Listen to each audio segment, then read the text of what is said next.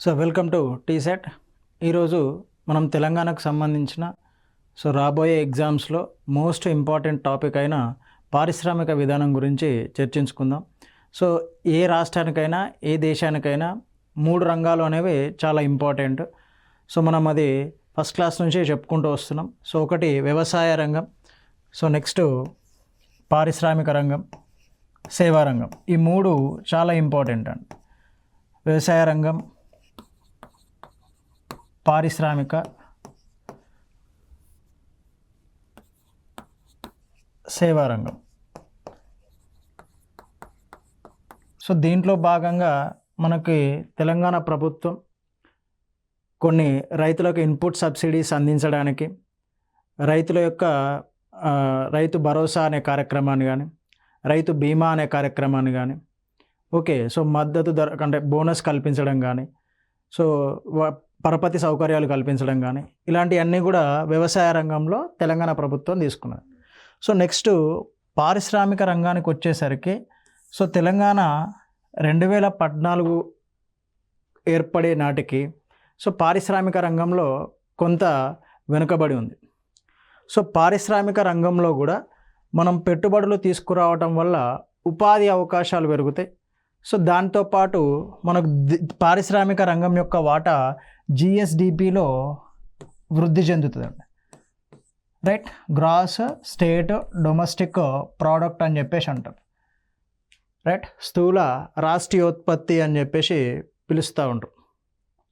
దీంట్లో పారిశ్రామిక రంగం యొక్క వాటా అనేది ఇంక్రీజ్ అవుతుంది.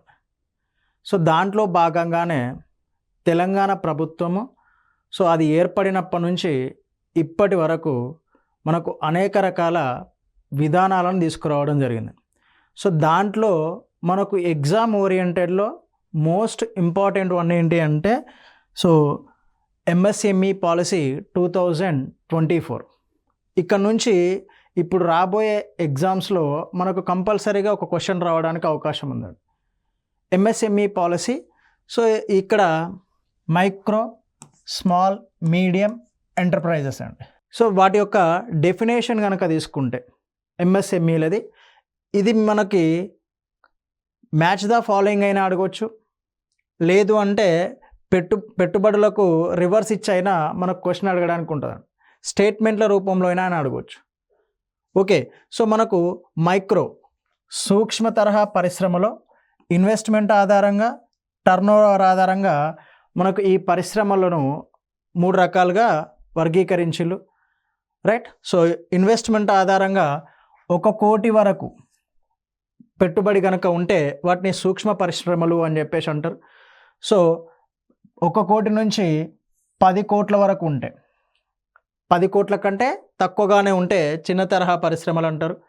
10 కోట్ల నుంచి 20 కోట్ల మధ్యలో ఉంటే దాన్ని మధ్య తరహా పరిశ్రమలుగా పిలవటం జరుగుతుంది. టర్నోవర్ పరంగా తీసుకుంటే 5 కోట్ల కంటే తక్కువగా ఉండాలి. సూక్ష్మ పరిశ్రమగా అది పిలువబడాలి అంటే దాని టర్నోవర్ 5 కోట్ల కంటే తక్కువగా ఉండాలి. చిన్న తరహా పరిశ్రమ తీసుకుంటే 50 కోట్ల కంటే తక్కువగా ఉండాలి. మధ్య తరహా పరిశ్రమ తీసుకుంటే 100 కోట్ల కంటే తక్కువగా ఉండాలి. ఇది రివైజ్డ్ డెఫినేషన్ అండి. అంతకుముందు ఈ ఇన్వెస్ట్మెంట్ టర్నోవర్ పరంగా వేరే డెఫినేషన్ ఉంటే రీసెంట్గా దీన్ని చేంజ్ చేయడం జరిగింది. మనకు ఈ ఇన్వెస్ట్మెంట్ అని చెప్పేసి కానీ లేదంటే టర్నోవర్ పరంగా అని కానీ ఎగ్జామ్లో క్వశ్చన్ అడగడానికి అవకాశం ఉంటుంది. 2 స్టేట్మెంట్లు ఇస్తాడు. సూక్ష్మ తరహా పరిశ్రమ 1 కోటి వరకు పరిశ్రమ పెట్టుబడి కలిగిన పరిశ్రమను సూక్ష్మ తరహా పరిశ్రమ అంటాడు. 5 కోట్ల వరకు పెట్టుబడి కలిగిన పరిశ్రమను చిన్న తరహా పరిశ్రమ అంటాడు. అట్లా 2 స్టేట్మెంట్లు ఇచ్చినప్పుడు మనకు చిన్న తరహా పరిశ్రమకు పెట్టుబడి ఎంత, 10 కోట్ల వరకు ఉండాలి, 5 కోట్లు కాదు. అప్పుడు సెకండ్ స్టేట్మెంట్ అనేది మనకు రాంగ్ అవుతుంది. మ్యాచ్ ద ఫాలోయింగ్, సూక్ష్మ, చిన్న, మధ్య తరహా అని లిస్ట్ 1లో ఇచ్చి లిస్ట్ 2లో వాటి యొక్క పెట్టుబడులు ఇచ్చి మ్యాచ్ ద ఫాలోయింగ్ అడగవచ్చు. ఇక్కడ నుంచి క్వశ్చన్ రావడానికి ఎక్కువగా స్కోప్ ఉన్న ఏరియా ఇది. రీసెంట్గానే జరిగింది కాబట్టి. దీంట్లో భాగంగా ఎంఎస్ఎంఈలు మనకు ఎక్కువగా ఉపాధి అవకాశాలను కల్పిస్తాయి. కాకపోతే ఎంఎస్ఎంఈలకు ఉన్న ప్రాబ్లం ఏంటి అంటే మైక్రో, స్మాల్, మీడియం ఇండస్ట్రీస్కి ఫస్ట్ ప్రాబ్లం ఏమున్నది అంటే అవి ఏర్పాటు చేయడానికి సో మనకు ఇన్వెస్ట్మెంట్తో పాటు భూమి ప్రాబ్లం ఉంటుంది. సో దాంతోపాటు కార్మికుల లభ్యత అనేది ప్రాబ్లం ఉంటుంది. సో ఇలాంటి ప్రాబ్లమ్స్ అన్నీ కూడా ఎంఎస్ఎంఈలు ఫేస్ చేస్తూ ఉంటాయండి. రైట్. సో ఇన్వెస్ట్మెంట్ ప్రాబ్లం కూడా ఉంటుందండి. మీకు ఒక మైక్రో స్మాల్ ఇండస్ట్రీ ఏర్పాటు చేయాలని ఉన్నది, బట్ మీ దగ్గర ఇన్వెస్ట్మెంట్ ఉండదు.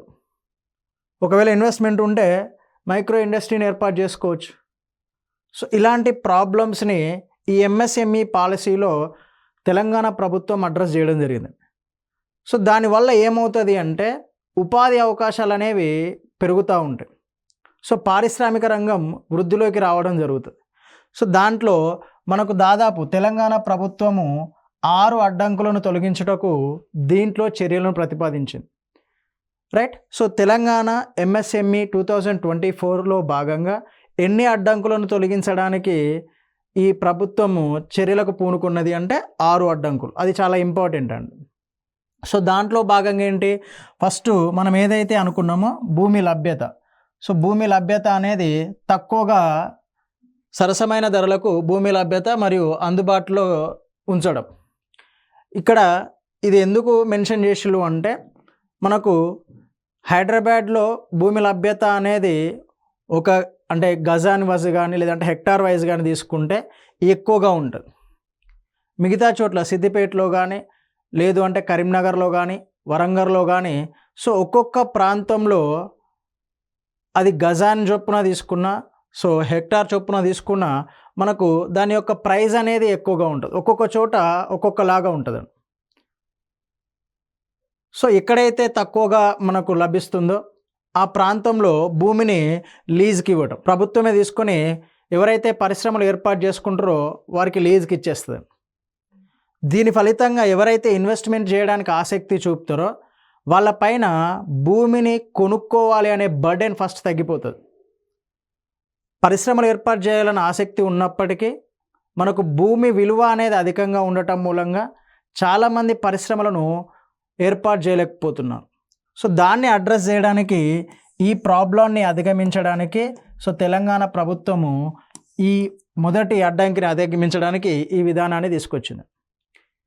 రైట్. సో దాంతోపాటు ఈ ఆర్థిక వనరులను అందుబాటులో ఉంచడం, ఏదైతే ఇన్వెస్ట్మెంట్ అని చెప్పేసి అనుకుంటున్నామో ఆర్థిక వనరులను అందుబాటులో ఉంచడం కూడా దీంట్లో ఎంఎస్ఎంఈ పాలసీ 2024లో భాగం అండి. అంటే లోన్ సౌకర్యాలు కల్పించడం కానీ, సబ్సిడీలు కల్పించడం కానీ, సో స్టాంప్ డ్యూటీ పైన రాయితీ కల్పించడం కానీ, సో జిఎస్టీ పైన రాయితీ కల్పించడం కానీ, సో ఇలాంటివి చేయటం మూలంగా సో వాళ్ళకు ఇన్వెస్ట్మెంట్ పైన ఇలాంటి ట్యాక్సెస్ పైన మనం రాయితీ కల్పించడం మూలంగా వాళ్ళు ఏంటి అంటే సో వాళ్ళకు ఇన్వెస్ట్ చేయడానికి బర్డెన్ అనేది తక్కువగా ఉంటుంది. ఓకే, అందుకోసమే సెకండ్ ప్రాబ్లమ్ని అడ్రస్ చేయడానికి దీన్ని తీసుకురావడం జరిగింది. సో నెక్స్ట్ ముడి పదార్థాల లభ్యత. ఏ పరిశ్రమను ఏర్పాటు చేయాలనుకున్నా అక్కడ మనకు ఫస్ట్ కావాల్సింది రా మెటీరియల్ అండి. ఏది ఏర్పాటు చేయాలనుకున్నా, మీకు ఎగ్జాంపుల్ ఉదాహరణగా ఒక చేనేత పరిశ్రమ ఏర్పాటు చేయాలనుకున్నాం అనుకోండి.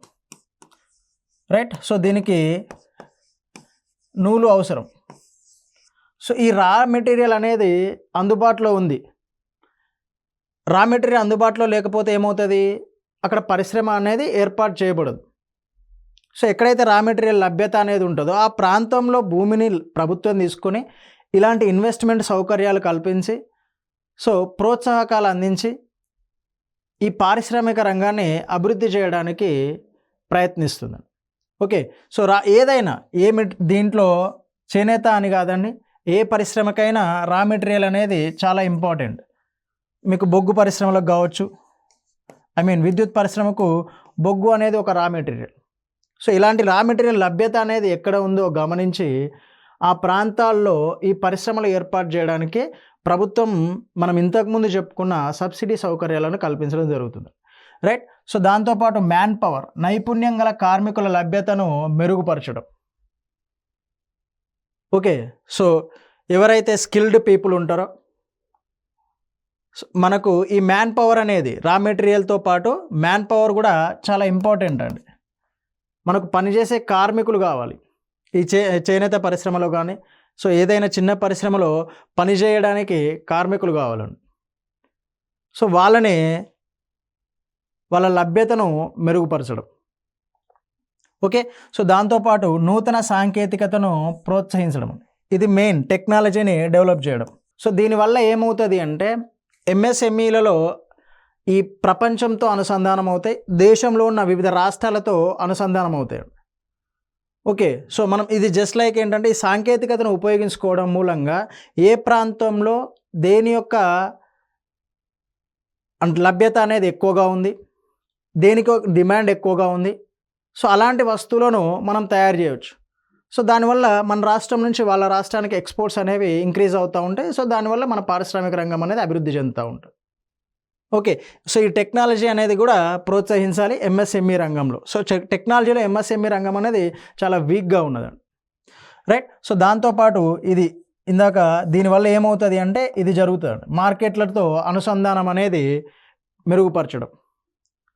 సో దీనిలో భాగంగా మనకి ఏం చేస్తుంది అంటే ఈ కామర్స్ బిజినెస్ ఏదైతే ఉందో, సో మనం ఈ ప్లాట్ఫామ్స్ ఉంటారు కదా, సో ఈ అమెజాన్ కానీ లేకపోతే ఫ్లిప్కార్ట్ కానీ, రైట్, సో ఈ ప్రపంచ దేశాలతో ఏవైతే ఈ ప్లాట్ఫామ్స్ ఉన్నాయో, సో వాటితో అనుసంధానించడం వల్ల వాటి యొక్క డిమాండ్ అనేది పెరుగుతూ ఉంటుంది. దానివల్ల మనం సప్లై పెంచాల్సి వస్తుంది.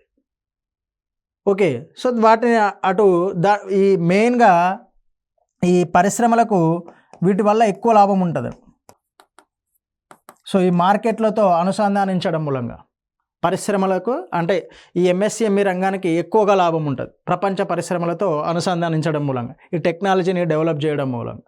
సో ఇలాంటి 6 రకాలైన అడ్డంకులను, సో భారీ మధ్య తరహా పరిశ్రమలకు మనకు ఎలాంటి ప్రాబ్లమ్స్ ఉండవు, కానీ ఇలాంటి చిన్న తరహా పరిశ్రమలు ఏర్పాటు చేసేటప్పుడు మాత్రం మనం ఇలాంటి ఇబ్బందులను ఎదుర్కోవాల్సి వస్తుంది. సో వాటిని అధిగమించడానికి ప్రభుత్వం ఈ పాలసీని తీసుకురావడం జరిగిందండి. ఓకే, సో దీన్ని కల్పించడం మూలంగా మనకు ఏమవుతుంది అంటే ఇక్కడ చూడండి, సో జిఎస్డిపికి gross state domestic product, so ఏదైతే స్థూల రాష్ట్రీయోత్పత్తి ఉందో, స్థూల రాష్ట్రీయోత్పత్తికి మనకు ఎంఎస్ఎంఈలో వాటా ఎంత శాతం పెరుగుతుంది అంటే 10% పెరుగుతుంది.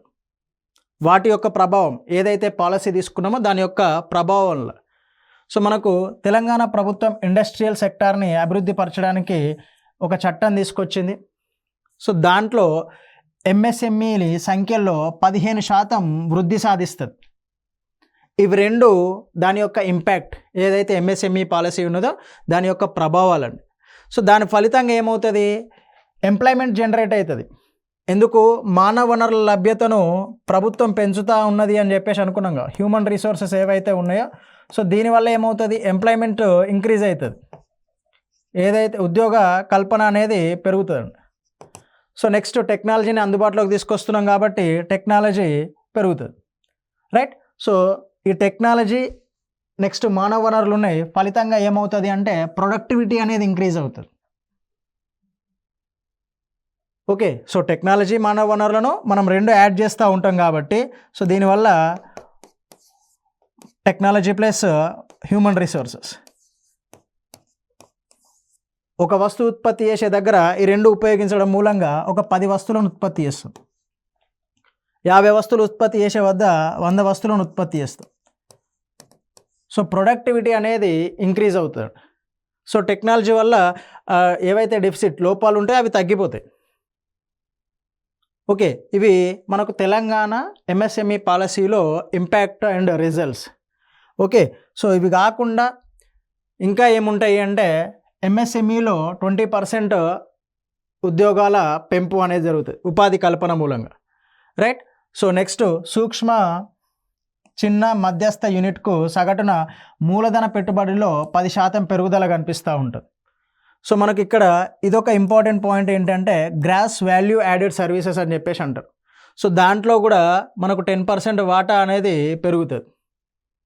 ఓకే, సో నెక్స్ట్ ఈ ఎక్కువగా ఇన్వెస్ట్మెంట్ సౌకర్యాలు కల్పించడం మూలంగా ఏవైతే సూక్ష్మ చిన్న మధ్య తరహా పరిశ్రమలు ఉన్నాయో, సో ఇవి నెక్స్ట్ లెవెల్కి వెళ్తాయండి. అంటే ఎక్కువ ఇన్వెస్ట్మెంట్ కల్పించడం మూలంగా వీటి యొక్క టర్నోవర్ పెరిగి సో ఇవి భారీ పరిశ్రమల స్థాయికి అంటే తదుపరి కేటగిరీకి సూక్ష్మ ఏమో చిన్న మధ్య భారీ పరిశ్రమల స్థాయికి ఎదగడం జరుగుతుంది. సో ఇది most important topic in our examination. Okay, so ఇది ఎంఎస్ఎంఈ పాలసీకి సంబంధించి. సో దాంతోపాటు తెలంగాణ ప్రభుత్వం తీసుకున్న మరొక పాలసీ ఏంటి అంటే తెలంగాణ ఎలక్ట్రిక్ వెహికల్స్ మరియు ఎనర్జీ స్టోరేజ్ విధానం. సో ఈ పైనది మనకు చాలా ఇంపార్టెంట్ అండి. ఈ విధానం ఎప్పటి నుంచి ఎప్పటి వరకు అమల్లో ఉంటుంది అని చెప్పేసి అడగచ్చు, రైట్. ఇది చాలా ఇంపార్టెంట్ మనకు చిన్న ఎగ్జామ్స్లో కానీ లేదంటే మేజర్ ఎగ్జామ్స్లో చిన్న బిట్స్ ఇస్తారు కదా, అలాంటి టైంలో ఈ బిట్ అడగొచ్చాడు. So Telangana vehicles and energy storage policy 2020-30 10 years వరకు అది అమల్లో ఉంటుంది. సో దీన్ని దేంట్లో భాగంగా తీసుకొచ్చిల్లు అంటే ఈ FAME 2 స్కీమ్లో భాగంగా తీసుకొచ్చిల్లు.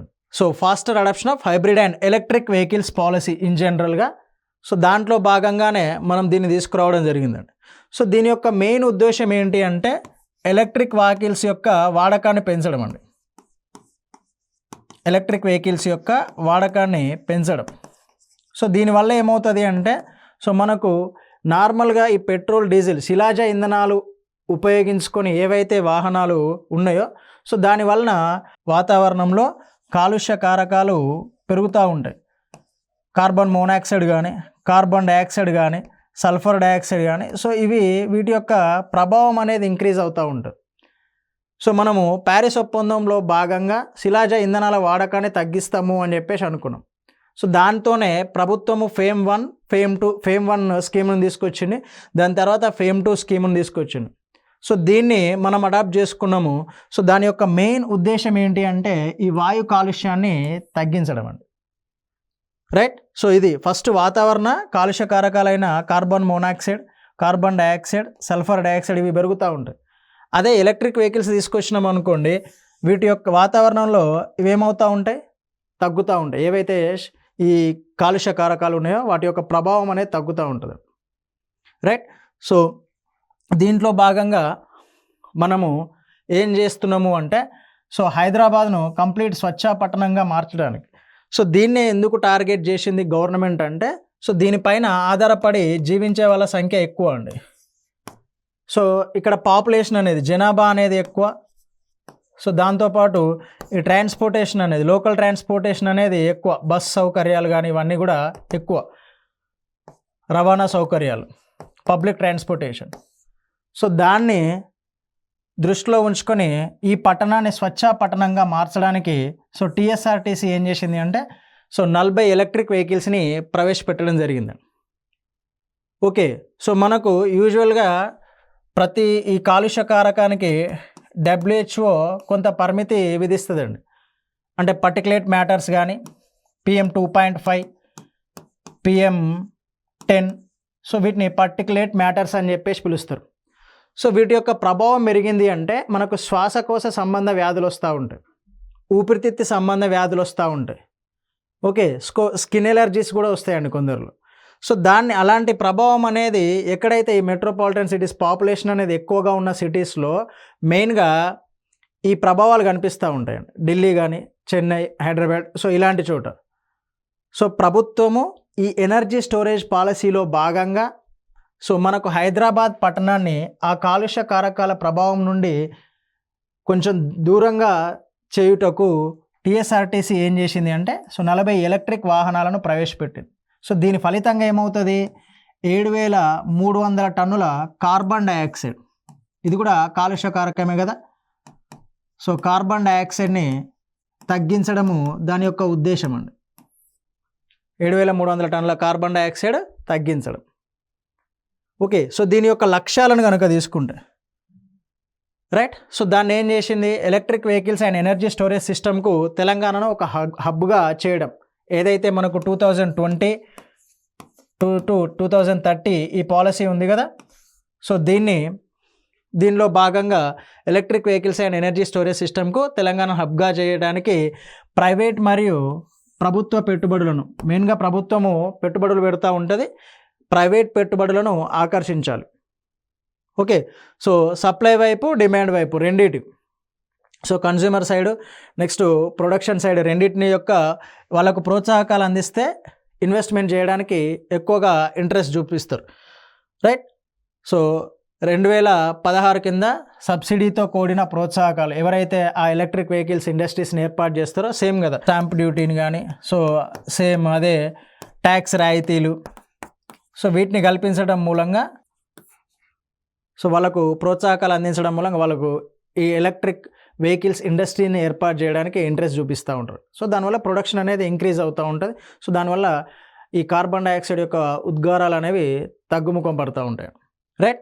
సో ఇది తెలంగాణ ఎలక్ట్రిక్ వెహికల్స్ స్టోరేజ్ పాలసీలో లక్ష్యాలు.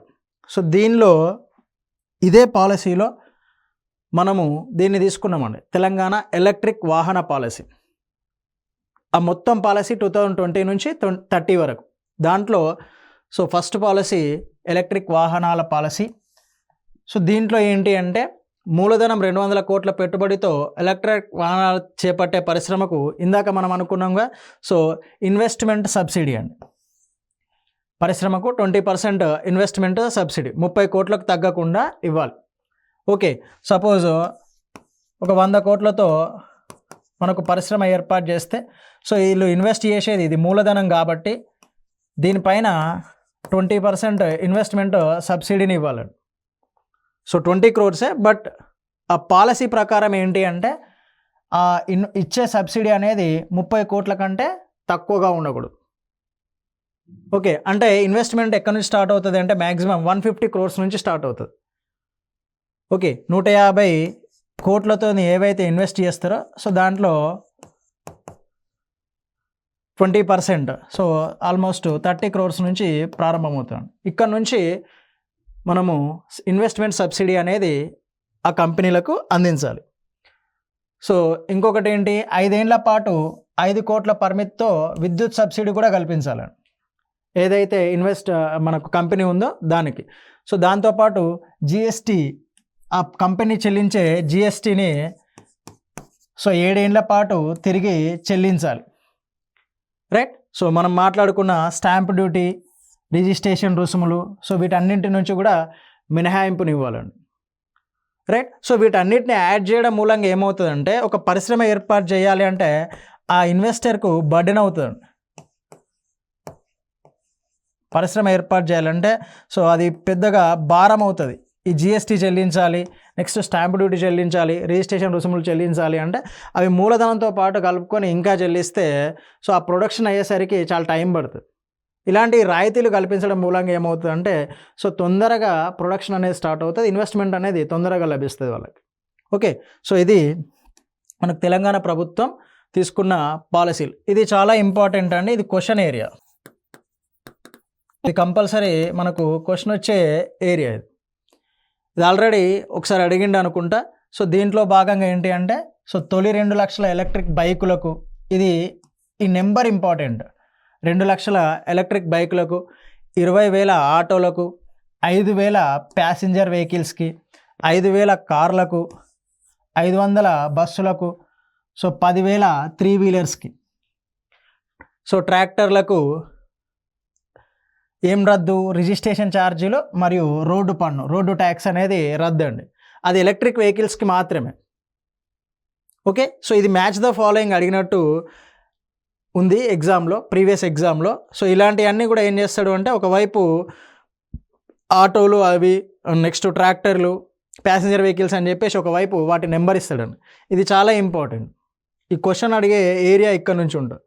సో దాంతోపాటు ఏదైతే ఆటోలు ఉన్నాయో 3 వీలర్స్ ఉన్నాయో సో వాటికి సో 50% ఫిట్మెంట్ రాయితీ ఉండాలి. అదేంటి అంటే 15,000కు మించకుండా ఉండాలండి, 15,000కు మించకుండా ఫిట్మెంట్ రాయితీ ఇవ్వటం జరుగుతుంది. ఓకే, సో అది Telangana electric vehicles policy. So దాని తర్వాత మన ప్రభుత్వం తీసుకున్న మరొక పాలసీ ఎనర్జీ స్టోరేజ్ అనుకున్నాం కదా.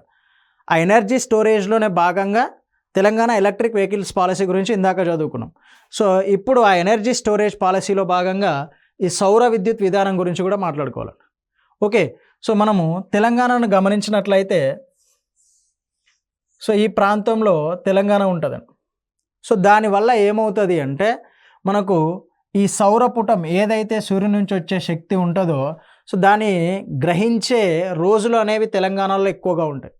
సో దాదాపు అంటే 365 డేస్ పర్ ఇయర్ అనుకుంటే 300 డేస్ నీకు 5.5 కిలోవాట్ పర్ అవర్ మీటర్ స్క్వేర్గా మనకు సౌరపుటం అనేది ఉంటుందండి.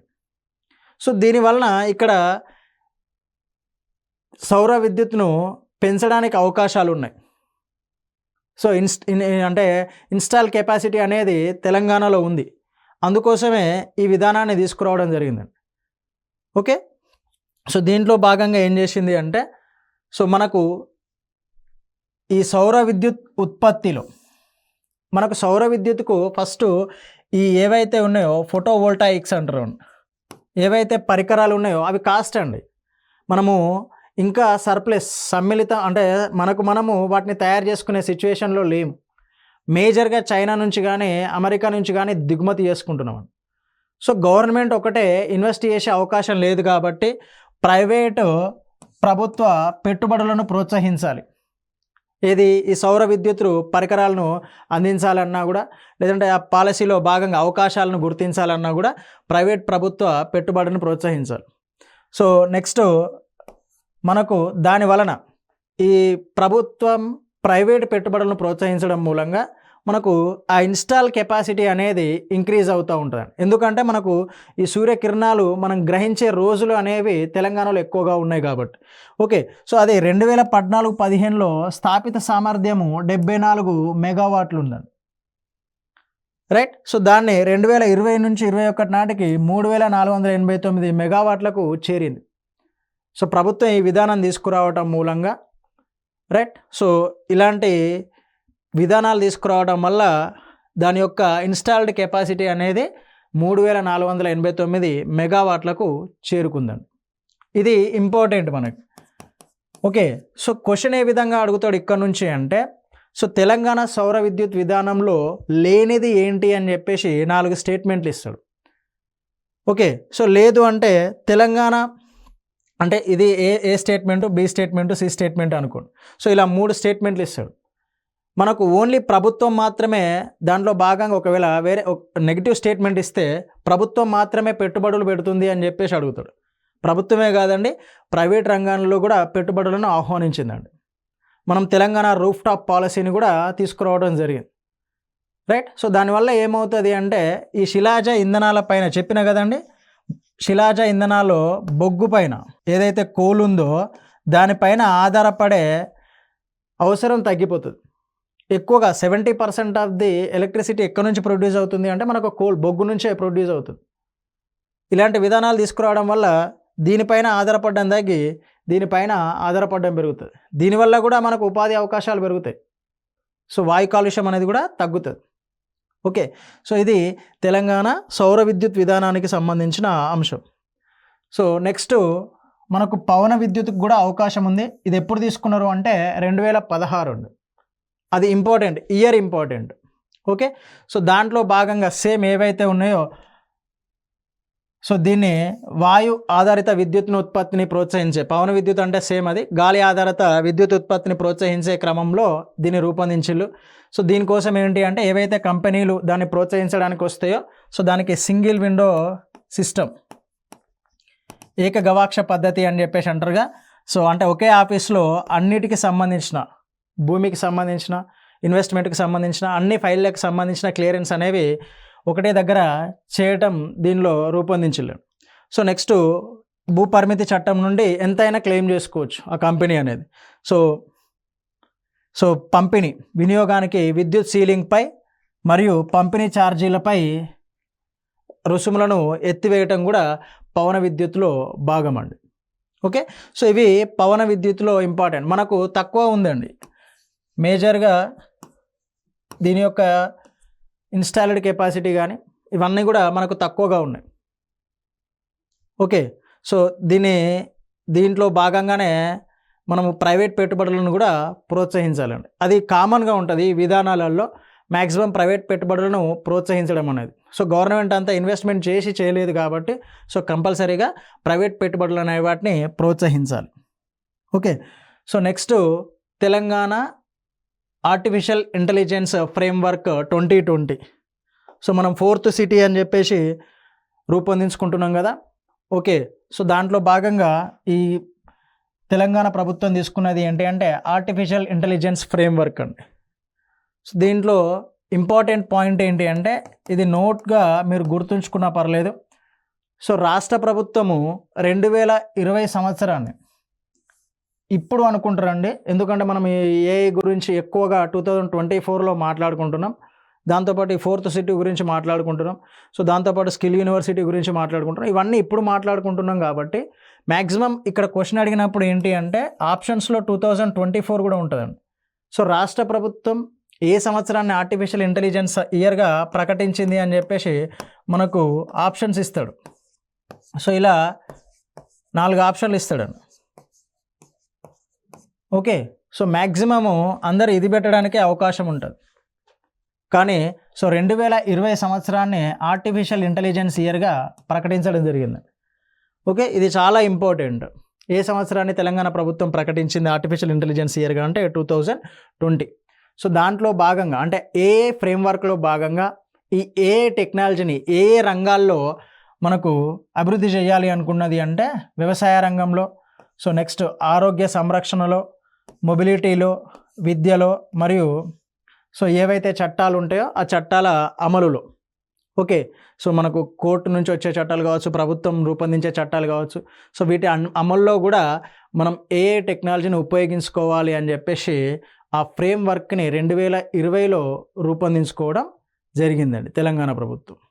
ఓకే, సో దీని తర్వాత మనకున్న పాలసీ కనుక తీసుకుంటే ఏతో పాటు మనకున్న మరొక ఇంపార్టెంట్ పాలసీ సైబర్ సెక్యూరిటీ విధానం. ఇది కూడా ఇయర్ ఇంపార్టెంట్ అండి. మీకు ఈ విధానాల గురించి అడిగేటప్పుడు క్రింది వాణిలో కరెక్ట్ పెయిర్ సరిగ్గా జతపరచబడింది ఏది, జతపరచబడనిది ఏది అని చెప్పేసి అడగడానికి అవకాశం ఉంటుంది.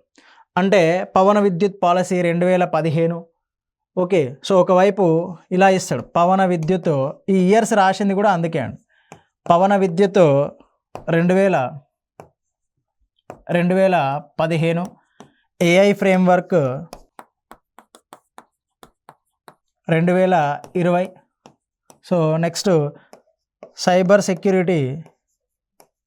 ఈ క్వశ్చన్లు క్రింది వానిలో తప్పుగా జతపరచబడింది, ఒప్పుగా జతపరచబడింది ఏది అని చెప్పేసి అడుగుతాడు. ఓకే, సో ఇది పవన విద్యుత్ అనేది మనకు 2015 కాదు 2016లో రూపొందించడం జరిగిందండి. ఓకే, సో దాని యొక్క మెయిన్ సైబర్ సెక్యూరిటీ యొక్క మెయిన్ థీమ్ ఏముంటుంది, మెయిన్ లక్ష్యం ఏముంటుంది, సో కంప్యూటర్ల మధ్య ఏదైతే డేటా ట్రాన్స్ఫర్ అవుతుంటుందో దాన్ని కాపాడడం. మనకు దీనివల్ల డబ్బులు పోగొట్టుకోవడం కానీ, రైట్, సో అంటే ఈ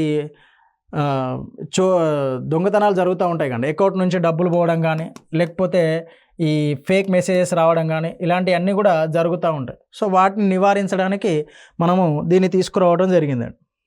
ఓకే, సో దాంట్లో భాగంగా స్టేట్ సైబర్ సెక్యూరిటీలో భాగంగా మనం ఏ లక్ష్యాలను ఏర్పాటు చేసుకున్నాము అంటే మనకు సైబర్ సెక్యూరిటీలో నైపుణ్యాలు కలిగిన శ్రామికులు లేరు. సో వాళ్ళను తయారు చేయాలి. దాంతోపాటు మన రాష్ట్రంతో కలిసి పనిచేసే అంటే దేశంలో ఉన్న ఎవరైనా ఈ సైబర్ సెక్యూరిటీలో కొంచెం నైపుణ్యం కలిగి ఉంటే అలాంటి ఒక కూటమిని తయారు చేయడం.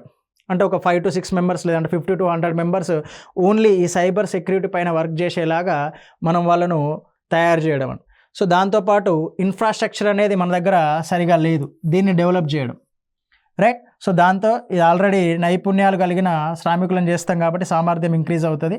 సో ఇన్ఫ్రాస్ట్రక్చర్ని డెవలప్ చేయడం, సైబర్ సెక్యూరిటీకి కావాల్సిన ఇన్ఫ్రాస్ట్రక్చర్ని డెవలప్ చేయడం కూడా మనము ఈ విధానంలో ఒక భాగము అండి. ఓకే, సో నెక్స్ట్ ఈ వేస్ట్ విధానాన్ని కనుక తీసుకుంటే ఇది ఈ వేస్ట్ విధానం, తెలంగాణ ఈ వేస్ట్ విధానం. సో ఎలక్ట్రానిక్ వేస్ట్ అండి. సో దీంట్లో ఈ భాగంగా తెలంగాణ ప్రభుత్వం ఏం చేసింది అంటే ఈ వేస్ట్లో పనిచేసే కార్మికులకు సో దీనివల్ల ఏమవుతుంది అంటే సేమ్ డిసీజెస్ వస్తాయండి మనకు. సో దాన్ని బర్న్ చేయడం వల్ల కానీ, సో దేనంటే ల్యాండ్ ఫిల్లింగ్ చేయడం మూలంగా కానీ, సో దీనివల్ల ఏమవుతుంది అంటే మనకు డిసీజెస్ వస్తూ ఉంటాయి. ఓకే, సో దానికోసమే మనం ఈ వేస్ట్ విధానాన్ని ఒకదాన్ని రూపొందించుకోవడం జరిగింది. సో ఇప్పుడు ఆల్మోస్ట్ మనకు దేశంలో కానీ రాష్ట్రంలో కానీ ఈ వేస్ట్ అనేది ఎక్కువగా ఉత్పత్తి చేయబడుతుందండి. అంటే మీకు మొబైల్ ఫోన్స్ కానీ, ల్యాప్టాప్స్ కానీ, సో వాడిన తర్వాత మనం కొత్త ఫోన్ వచ్చిందంటే చేంజ్ చేస్తూ ఉంటాం. సో పాత ఫోన్ని మనం రీయూజ్ చేయం. సో అది వేస్ట్ అయిపోతుంది. సో సేమ్ ల్యాప్టాప్స్ కూడా ఇవన్నీ కూడా మనకు ఈ వేస్ట్లో భాగంగా ఉంటాయి, ఎలక్ట్రానిక్ వేస్ట్లో, రైట్. సో దానికోసం ఏంటి అంటే రీసైక్లింగ్ యూనిట్లను ఏర్పాటు చేయాలి, రైట్. సో అలా ఏర్పాటు చేసే మొదటి 5గురికి 5 కోట్లతో ఏర్పాటు చేస్తే ₹1,00,00,000 సబ్సిడీ ఇవ్వటం, రైట్. సో ఈ వేస్ట్ సేకరణ కేంద్రాలను ఏర్పాటు చేయాలి. అంటే ఒక్కొక్క చోట ఇప్పుడు హైదరాబాద్లో సపోజ్ కొన్ని ప్రాంతాలు ఉన్నాయనుకోండి, మాదాపూర్ లేదంటే హైటెక్ సిటీ ఇలాంటి ప్రాంతాల్లో ఈ సేకరణ కేంద్రాలను ఏర్పాటు చేస్తే అక్కడికి వచ్చి కలెక్ట్ చేసుకుంటారు. సో ఆ ఏర్పాటు చేసే వారికి కూడా మనకు 30 లక్షల సబ్సిడీ అనేది అందించాలండి. ఓకే. సో నెక్స్ట్ కార్మికులు ఎవరైతే దాంట్లో పనిచేస్తారో వాళ్ళకు ప్రభుత్వ గుర్తింపు ఉండాలి, ఎందుకంటే హెల్త్ ఇష్యూస్ వస్తాయి కాబట్టి. సో వాళ్ళకు పనిచేసే కార్మికులకు గుర్తింపు ఉండాలి. సో దీంతోపాటు పారిశ్రామిక వాడల్లో ఏవైతే మనము ఈ సైబర్ సిటీ లాంటివి కానీ సో ఇలాంటి వాటిని ఏర్పాటు చేసేటప్పుడు రైజా ఐటీ పార్క్ కానీ సో ఇలాంటివి ఏర్పాటు చేసేటప్పుడు దానిలో ప్రత్యేకంగా ఈ వేస్ట్ కలెక్షన్ కోసము ఒక స్థలాన్ని కేటాయించాలండి. సో ఈ పారిశ్రామిక వాడల్లో ఏర్పాటు చేయడానికి మనము ప్రత్యేక స్థలాన్ని కేటాయించాలి, రైట్. సో ఇది మనం తెలంగాణ విధానాలలో కొన్ని ముఖ్యమైన విధానాలు. సో దీంట్లో కంపల్సరీగా క్వశ్చన్ రావడానికి అవకాశం ఉంటుంది. సో మనం మిగతా విధానాలు ఏవైతే ఉన్నాయో టీ ఐడియా, టీ ప్రైడ్ కానీ వాటికి సంబంధించినవి మనం నెక్స్ట్ క్లాస్లో డిస్కస్ చేసుకుందాం. Thank you so much.